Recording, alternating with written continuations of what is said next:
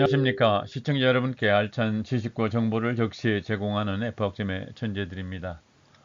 오늘은 신중년 사회공헌활동 지원에 관한 정보를 동영상으로 만들었습니다. 오늘의 동영상은 은퇴자를 위한 지원 공공정책 10가지 중에서 두 번째 시간으로 신중년 사회공헌입니다. 그 내용은 사회공헌을 하는 데 있어서 활동비와 수당을 얼마나 지급하는 것인가에 대한 내용이 되겠습니다.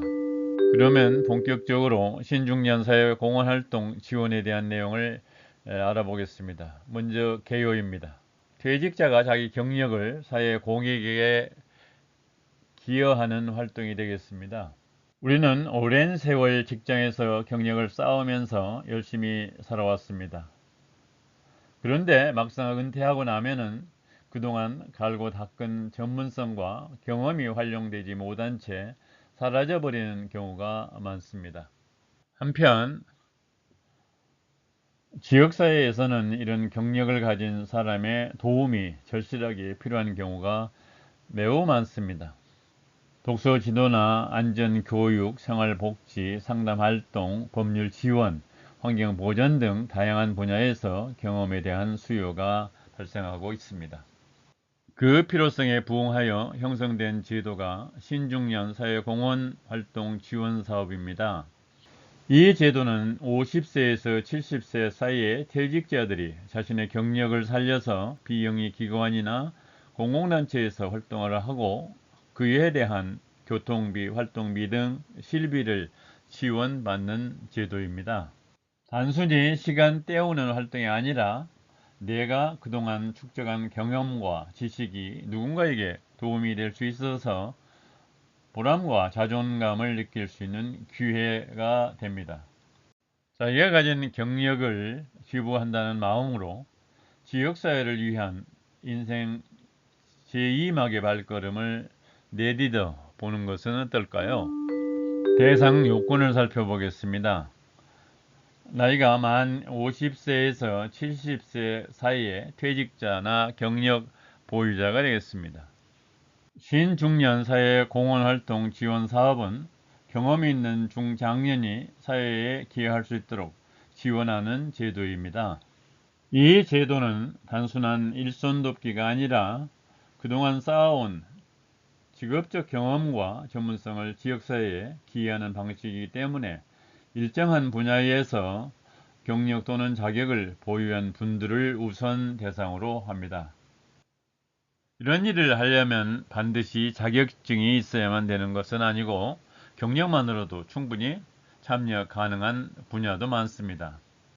은퇴 후에도 나의 전문성과 경험이 계속 쓰이고 누군가에게 힘이 될 수 있다는 사실, 그것이 바로 신중년 사회공헌활동 지원의 가장 큰 의미입니다.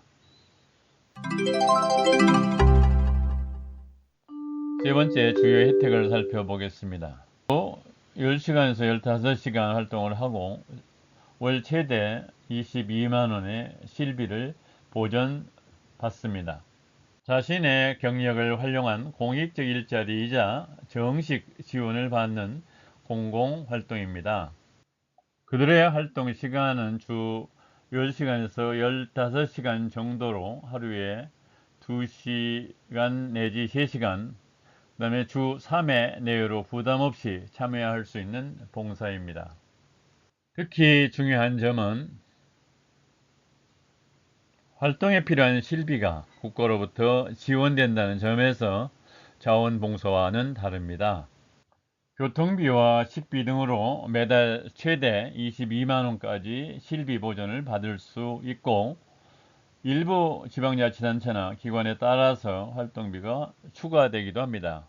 비록 그 지원금이 생활비를 대신할 수준은 아니지만 시간의 의미 있는 사용, 사회적 연결, 그리고 자존감을 회복하는 데 큰 기능을 할 것입니다. 네 번째로 신청 방법에 대해서 알아보겠습니다.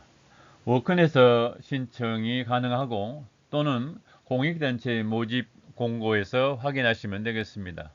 이 좋은 제도를 어떻게 신청하면 될까요? 라고 묻는다면 방법은 매우 간단합니다. 가장 대표적인 경로는 고용노동부의 워크넷을 통한 온라인 신청입니다. 워크넷에 접촉해서 신중년 사회 공헌활동 지원 또는 중장년 공익활동이라는 키워드를 검색을 하면은 참여기관 모집 공고가 뜨고 관심 있는 분야나 지역을 직접 선택해서 신청할 수 있습니다. 두 번째 방법은 지역 내 비영리기관, 복지관, 사회복지법인 등에서 직접 모집 공고를 확인하는 것입니다. 예를 들어서 도서관에서 독서 지도 자원 활동가를 모집한다든지 사회복지기관에서 노인 상담 전문가를 구한다든지 이런 식의 채용 공고는 지방자치단체 홈페이지, 주민센터 또는 지역 일자리 센터 게시판에도 자주 올라옵니다. 또 한 가지 팁을 말씀을 드리자면은 중장년 일자리 희망센터를 방문하시면은 상담과 함께 자격 요건 확인, 적합한 기관 추천, 서류 지원 방법까지 일괄적으로 안내를 받을 수 있습니다.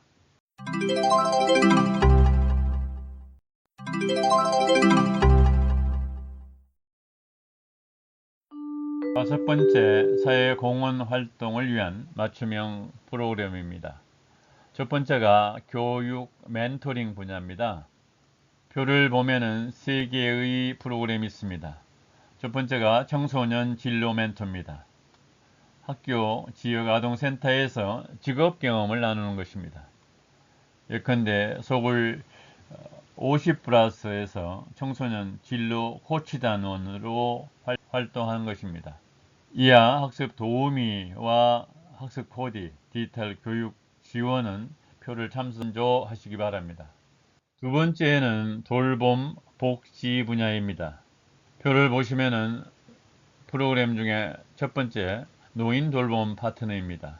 독거노인의 말벗이 되거나 치매 예방 프로그램 보조를 한다든가 하는 활동입니다. 그래서 예컨대 고양시에서 실버 케어 활동가가 그 예가 되겠습니다. 이하 장애인이나 아동 돌봄이나 그 다음에 경로당 지원 활동은 표를 참조해 주시기 바랍니다. 세 번째는 문화예술 귀록 활동입니다. 표를 보시면은 첫 번째 마을 귀록 활동가입니다. 하는 일을 보면은 마을의 역사나 인물, 행사를 기록하는 것입니다. 예컨대 서울 은평구에서 시행하고 있는 마을 기록 학교의 단원이 되는 일입니다. 이하 문화해설사라든가 공공미술 지원 활동은 표를 참조하시기 바랍니다. 문화예술 기록 활동의 계속입니다. 표를 보시면은 마을 기록 활동가입니다.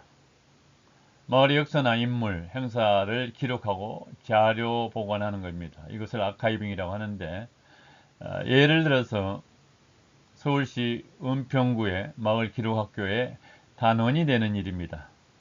이하 문화해설사라든가 공공미술 지원 활동은 표를 참조해 주시기 바랍니다. 네 번째 행정 공공서비스 지원입니다. 먼저 도서관 서포터즈입니다. 도서관에서 책을 정리하거나 독서 활동을 보조하는 일입니다. 예컨대 서울 강북구에 책 읽기 도우미로 활동하는 예가 있습니다. 이하 주민센터 행정보조나 지역축제 지원단의 경우는 표를 참조해서 지원하시기 바랍니다. 다섯 번째 환경생태 분야입니다. 먼저 표를 보시면은 마을정원사입니다. 마을정원사는 공원 녹지 관리라든가 원예 지도입니다. 예를 들어서 성남이나 수원에서 시행하고 있는 마을정원 코디네이터로 활동할 수 있습니다. 이하 환경교육 강사라든가 재활용 캠페인 활동가 등의 경우는 표를 참조하시기 바랍니다. 여섯 번째 특화 프로그램 전문성 활용형입니다. 먼저 표에서 보신 것처럼 의사와 간호사, 이들이 하는 일은 건강 강의하거나 치매 예방 교육을 실시하는 것입니다.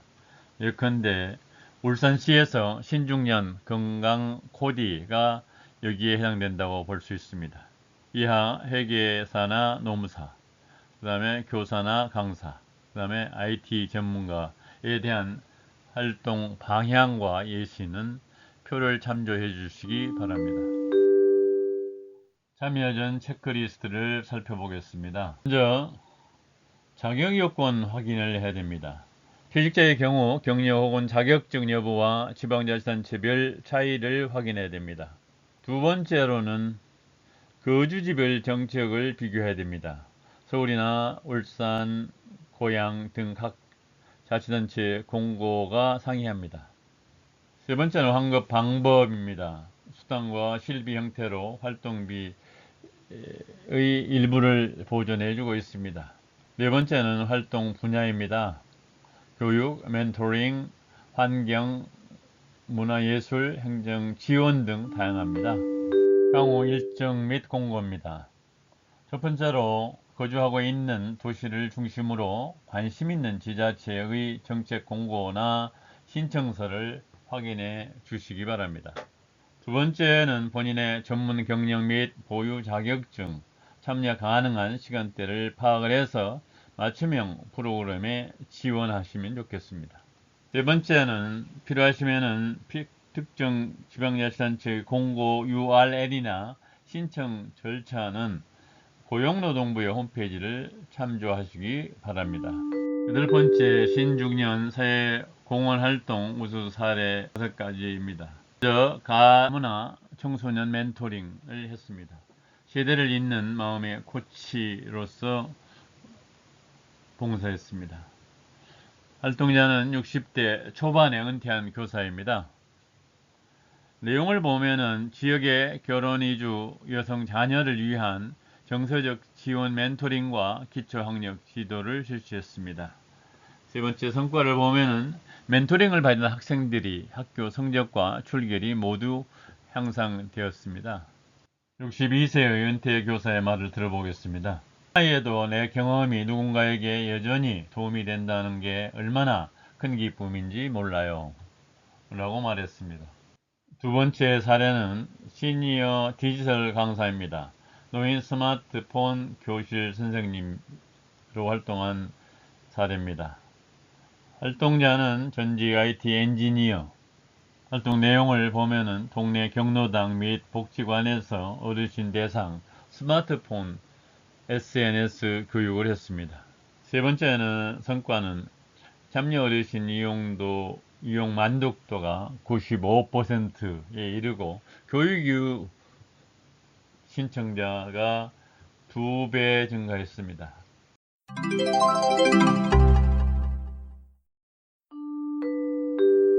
아홉 번째, 신중년 사회공헌 프로그램 스텝별 실행 매뉴얼입니다. 스텝 1에서 보시면은 자기진단 및 활동 방향을 설정해야 됩니다. 두 번째는 프로그램 탐색 및 지원 계획을 분석해야 됩니다. 세 번째는 참여 신청 및 매칭을 해야 됩니다. 네 번째 단계는 사전교육 및 활동 실행을 추진해야 됩니다. 다섯 번째는 종료평가 및 향후 연계를 검토를 해야 됩니다. 오늘 동영상은 여기까지입니다. 시청자 여러분 끝까지 시청해 주셔서 대단히 감사합니다. 다음 동영상은 경력형 일자리에 대한 동영상을 만들어 올리겠습니다. 지속적인 성원과 구독을 부탁드립니다. 다음 시간까지 안녕히 계십시오.